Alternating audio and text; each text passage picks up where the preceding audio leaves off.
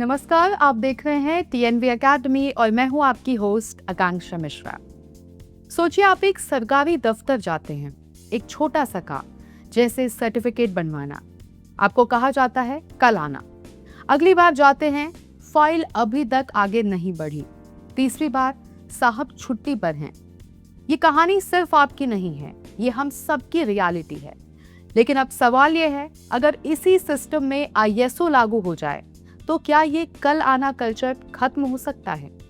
क्या सरकारी काम प्राइवेट कंपनीज की तरह फास्ट, ट्रांसपेरेंट और रिलायबल हो सकते हैं? आज हम इसी टॉपिक को गहराई से समझेंगे। तो सबसे पहले जानते हैं कि आईएसओ आखिर क्या करता है। आईएसओ को अगर एक लाइन में समझे तो ये काम करने का सही तरीका सिखाता है। मतलब हर प्रोसेस को डिफाइन करना, हर जिम्मेदारी क्लियर करना और हर काम को ट्रैक करना। जैसे आईएसओ 9001 ये सुनिश्चित करता है कि हर सर्विस एक स्टैंडर्ड प्रोसेस से गुजरे। आईएसओ 27001 डेटा को सुरक्षित रखता है और आईएसओ 14001 एनवायरमेंट फ्रेंडली ऑपरेशंस को प्रमोट करता है। यानी आईएसओ सिस्टम को रैंडम से ऑर्गेनाइज्ड बना देता है। तो सबसे पहले बदलाव की बात करते हैं। चेंज हुआ, प्रोसेस क्लियर हो जाएगा। आज गवर्नमेंट सिस्टम में सबसे बड़ी प्रॉब्लम है अनक्लियर प्रोसेस।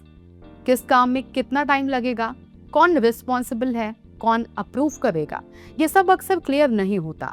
लेकिन आईएसओ लागू होते ही हर process step by step define हो जाता है। अब इमेजिन कीजिए आपने एप्लीकेशन दी, सिस्टम में ऑलरेडी डिफाइंड है। Day 1 receive, day 2 verify, day 3 approve. अगर डिले होता है तो तुरंत पता चल जाता है कि प्रॉब्लम कहाँ है। इससे कंफ्यूजन खत्म होता है और काम प्रेडिक्टेबल बनता है।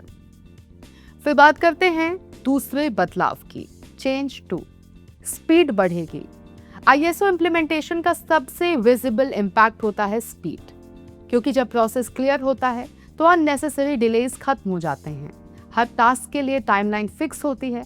पहले जहां एक काम 10 दिन में होता था, वही काम 3 से 4 दिन में कंप्लीट हो सकता है। और सबसे इंपॉर्टेंट, सिटीजन को बार बार ऑफिस जाने की जरूरत नहीं पड़ेगी। सिस्टम खुद ट्रैक करेगा कि काम किस स्टेज पर है। फिर आता है चेंज 3, ट्रांसपेरेंसी बढ़ेगी। आईएसओ का एक बड़ा फायदा है ट्रांसपेरेंसी। हर प्रोसेस डॉक्यूमेंटेड होता है, हर एक्शन रिकॉर्डेड होता है। इसका मतलब कि कोई भी काम सीक्रेटली नहीं हो सकता। अगर कोई फाइल अननेसेसरीली डिले हो रही है तो उसका रीजन ट्रेस किया जा सकता है।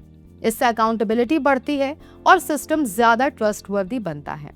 यही वो चीज है जो पब्लिक ट्रस्ट को मजबूत करती है। अब बात करते हैं चौथे बदलाव की, यानी कि चेंज 4, करप्शन पर कंट्रोल। अब सबसे बड़ा सवाल, क्या आईएसओ करप्शन खत्म कर सकता है? कंप्लीटली नहीं, लेकिन कंट्रोल जरूर कर सकता है। आईएसओ 37001 जैसे स्टैंडर्ड्स ब्राइबरी को रोकने के लिए बनाए गए हैं। जब हर प्रोसेस मॉनिटर्ड और डॉक्यूमेंटेड होता है तो गलत काम करना मुश्किल हो जाता है। सिस्टम ऐसा बन जाता है जहां शॉर्टकट लेना रिस्की हो जाता है और यही धीरे धीरे करप्शन को कम करता है।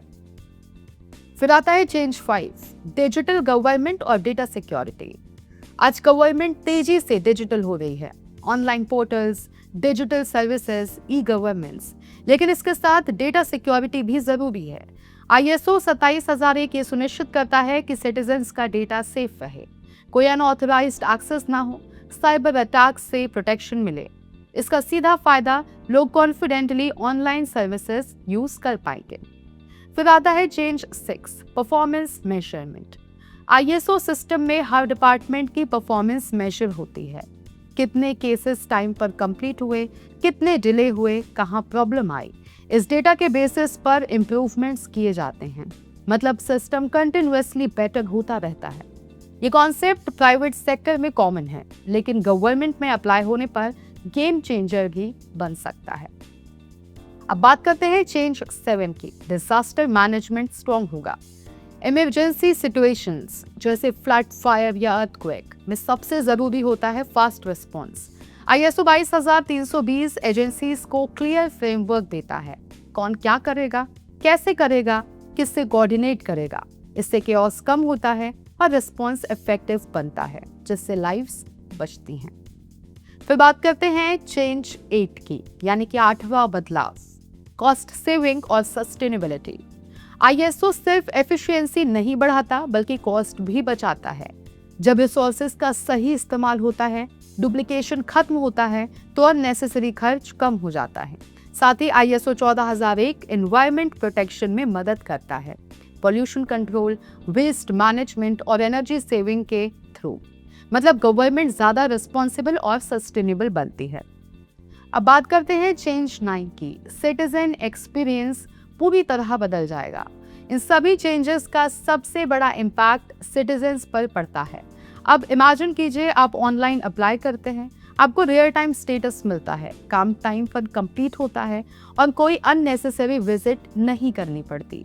यही है एक सिटीजन फ्रेंडली गवर्नमेंट और आईएसओ इस डायरेक्शन में स्ट्रॉन्ग कदम है। तो आखिर में अब जवाब क्या है? अगर गवर्नमेंट में आईएसओ लागू हो जाए तो सिस्टम ऑर्गेनाइज्ड होगा, स्पीड बढ़ेगी, ट्रांसपेरेंसी आएगी, करप्शन कंट्रोल होगा और सिटीजन एक्सपीरियंस बेहतर होगा। लेकिन सबसे जरूरी चीज है इंटेंट और एग्जीक्यूशन। आईएसओ रास्ता दिखाता है लेकिन चलना सिस्टम को ही पड़ता है।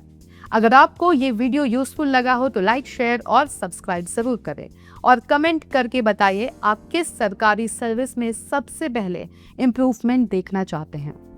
हम मिलते हैं अगले वीडियो में। धन्यवाद।